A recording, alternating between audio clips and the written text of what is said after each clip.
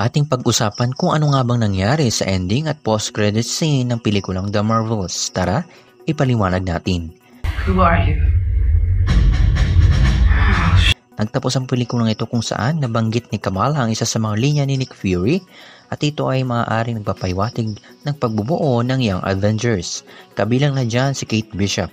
At ang isa sa credit scene ay si Monica Rambeau ay na-stuck sa X-Men Universe at dagdag pa dyan ang isang version ng nanay niya na isang superhero na si Binary at si Hank McCoy, also known as Beast, mula sa Fox X-Men Universe. Matapos kumprontahin nila Carol, Monica at Kamala si Dar-Benn, ginamit ni Dar-Benn ang bangles or quantum bands at dahil sa sobrang paggamit nito, nasira ang pocket space at reality at nabuksan ang hindi inaasahang ibang universe.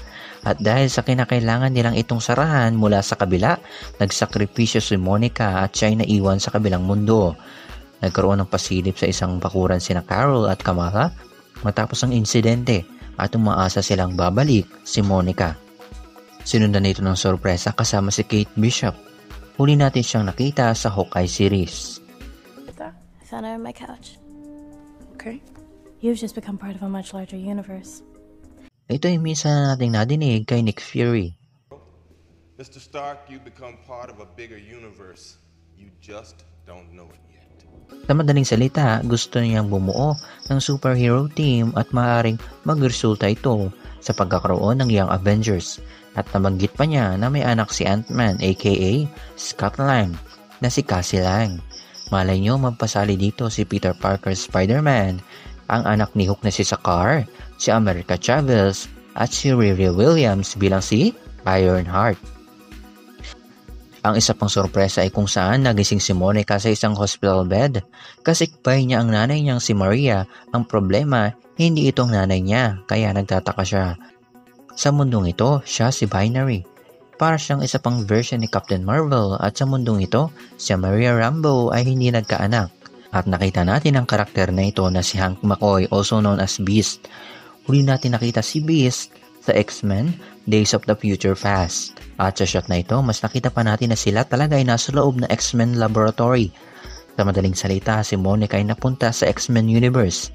Tandaan natin na hindi itong Planet Earth 838 Universe mula sa Doctor Strange in the Multiverse of Madness. At maaaring ang mundong ito ay ang X-Men Days of the Future Past Universe. At isa sa mga idea ito ng Marvel Studio upang pag-isahin ang mundo ng X-Men at MCU dahil pagmamayari na nila ang lahat ng karakter sa Fox X-Men. Malaya sila kung anong plano nila. Ang idea ang pagsugpuin o pagsamahin ng magkaibang universe ay minsan nang nangyari sa Spider-Man No Way Home kung saan si Tobey at Andrew Spider-Man na mula sa Sony Universe ay napunta sa MCU. Ganito ang nangyari sa pelikulang ito. Maaaring isa ito sa mga susi upang mapagsama-sama sila sa paparating na malaking proyekto na Avengers, Doomsday at Secret Wars. Nasagot ko ba ang iyong katanungan? Curious ka ba at may gustong malaman at maliwanagan? Just comment down below. And let me explain. Leave a like, subscribe my channel, smash that bell. See you on the next one. Please?